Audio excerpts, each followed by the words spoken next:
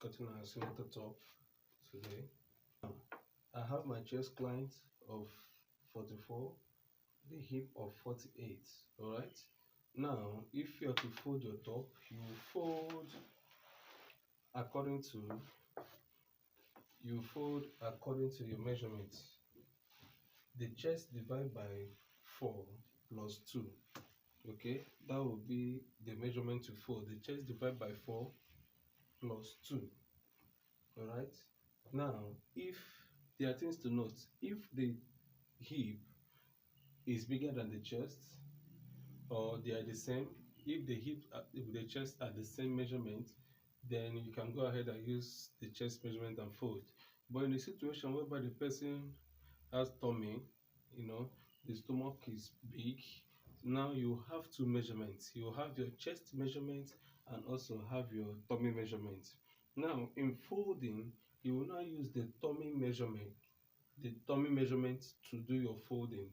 The tummy divided by 4 plus 2 inches. Okay, in case whereby the person's tummy is bigger than the chest. All right, now, so I'll be using the hip to fold this because the top will also get down above, below the hip and all. So I'm using the hip to fold it. The hip is 48. Okay, 48 divided by 4 is giving us 12 plus 2, 14. 12 plus 2, 12, 48 plus 2 seam allowance. Okay, this is what we'll have here. This selvage mouth will be out. Alright, so first of all, you take your 2 inches seam allowance downwards.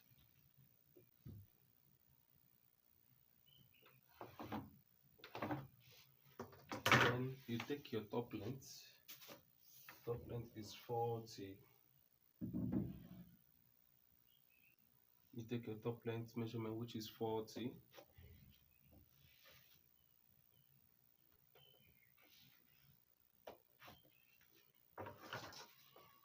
Now, here is a shoulder line. You connect your shoulder line. Now, the shoulder is 19 and a half. The shoulder is 19 and a half. 19 and a half divided by 2, okay? You divide it by 2. The formula I use for cutting both the trouser and top, I use 2, 4, 6. Okay, I divide the neck by 6, divide the chest by 4, divide the shoulder by 2. All right, and other things during the closing. I have my shoulder measurement here, 19 and a half, which is already marked. Okay, I'm not adding any allowance because while trimming, I will still have allowance to trim off.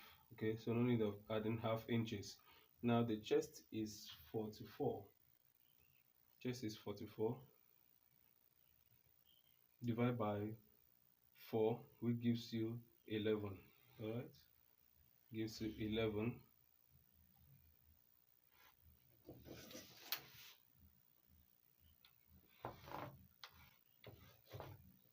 Here is a shoulder line. This is your chest line. Okay, now at this point you get your chest measurement, the actual chest measurement, which is 44, and it's 11 plus your 2 inches for the ease allowance. Now at this point now you connect the real chest measurements to the main shoulder. All right,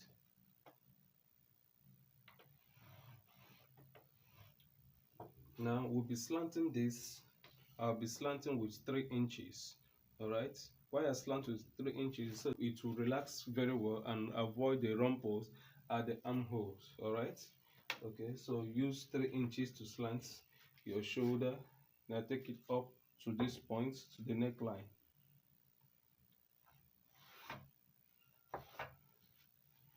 All right, now at this point now you get the center of this, because now automatically this is our real shoulder. All right, our real shoulder line now of the slant. Now we'll get the center of this point now. All right, so you take your tape and measure. We have 8 inches here, so 8 divided by 2 is 4. You have 4 inches here. Then at that midpoint, you come in by 1 inch. You come in by 1 inch this way. All right. Now you use your French curve or your free hand. Okay. Make sure it connects from the shoulder point, meets this 1 inch, and also at your armhole.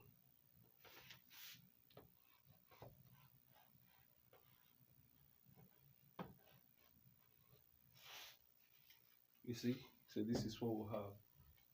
Now our client's neck is 17. All right, now at this point you divide 17 divided by 6 minus 0.3. Whatever thing it gives you will become the width measurement for your neck. Now you plus it 0.5 for the depth of the neck. So my client neck is 17 divided by 6 minus 0.3 will give me 2.5 plus 0.5 will give me 3 inches.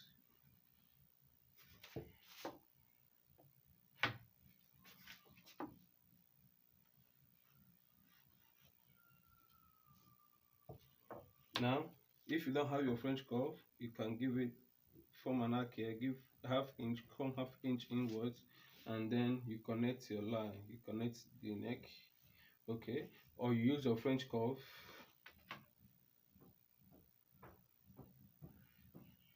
And get that also, right? So at this point now, we are done marking our fronts, all right? We are done marking our front borders. Cutting through the chalk line, the chalk area.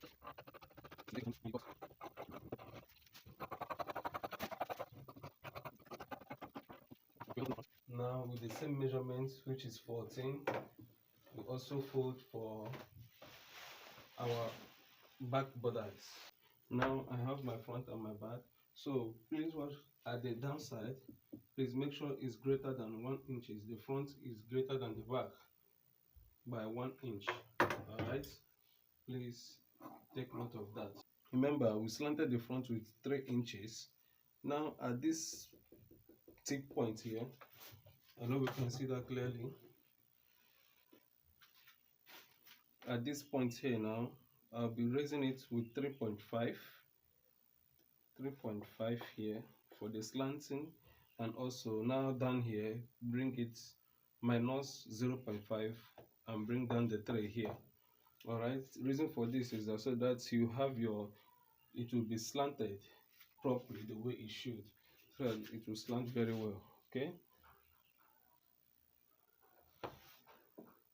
you connect your lines, all right, and at this point watch carefully and connect this. At this point, please, if you have not subscribed to my channel, please click on the subscribe button, turn on the notification bell so that you get notified in the next video that will be dropping. Now give here just half inch and you connect. We are through with the back.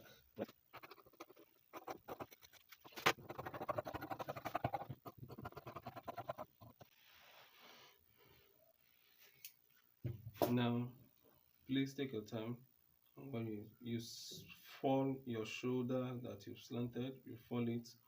Okay, someone will say like how many inch can you, like we give you 1 inch, 1 inch your stop point. Okay, you fall your shoulder. Now at this point now, if you are cutting, you will feel a trace. You can trace the neckline from this point now. You feel it, you can trace the neckline. Now it's either you trace it and you chalk it, you mark it, or while cutting you just follow the trace line, because you will feel it, definitely feel it. Then you follow the trace line or you chalk it to be easier for you. Then you, okay, you cut out.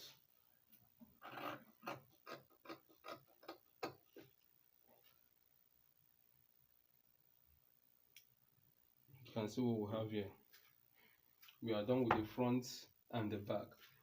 So let's cut the sleeve. The folding of your sleeve, like I tell my students, from chest of 40 to 44, the folding you can use 12 or 12.5 or 13, okay, or 13 to be on the safer side.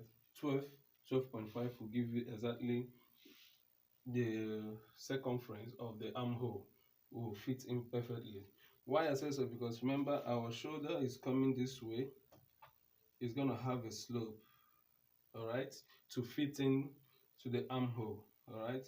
If you are to fix it, you see that your chest will also enter, your chest measurement will also enter, even with some inches allowance. Cutting our sleeve, okay, now we'll give 2 inches allowance. You mark your 2 inches for your folding, you connect your lines. Now my sleeve length is 18, but I'll be marking at 18.5, so that the ½ inch will be used to join the shoulder, to the shoulder, while I have now my actual sleeve length, which is 18.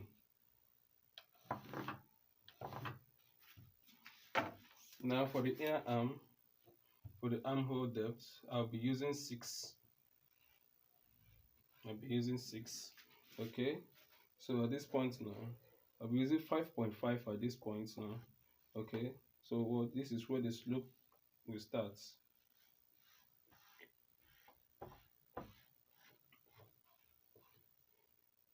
All right.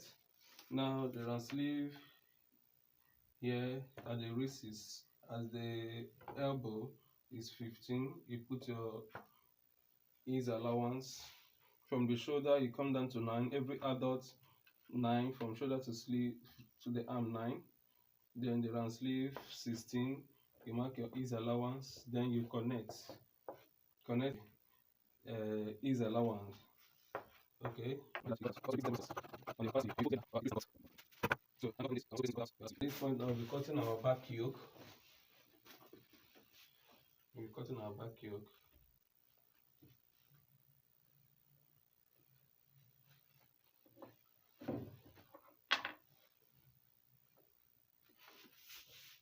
Please note that your back yoke shouldn't get to this point, to this armhole curve point. Okay, so it should be at the midpoint. You should stop at the midpoint. Or for every adult, from this neck point, you bring it 8 inches down. Okay, you stop at 8 inches, so that once you fold, it will not give you 7 inches. All right. Then it depends on what you are sewing and the style you are sewing, okay, or what you are cutting, to determine the type of back yoke you will give it.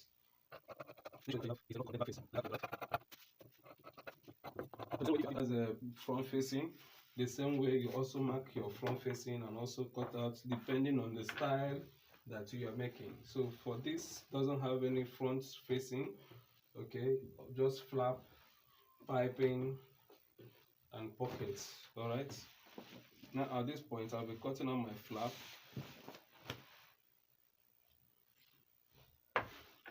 Flap length measurements 17.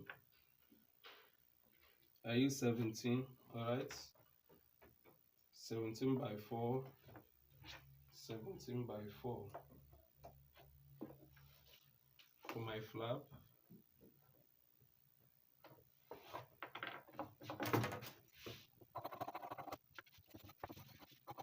That is it. Smaller flap, we use 1.5, 2 inches, 2 by 9. Okay, use 2 by 9, 2 by 8, as the case may be. Oh, depending on. You can also sew without fixing this small flap, leaving only the big flap, main flap itself. All right.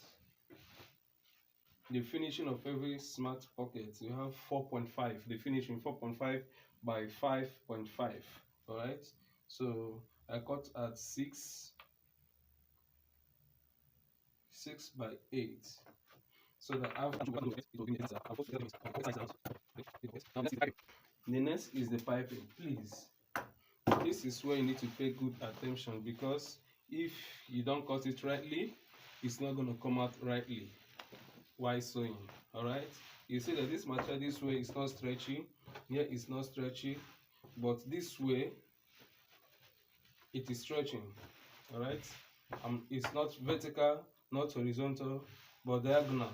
All right, this way now you see it's stretching very well.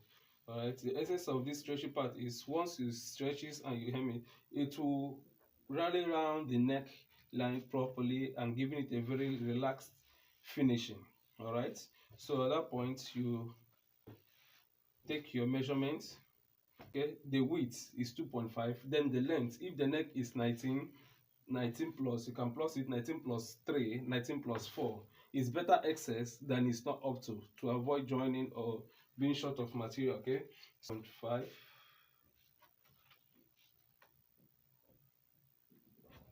2.5.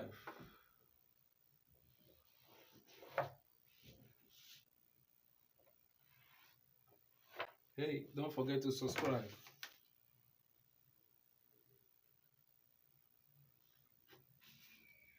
So I have this at 20, I'm using 21. This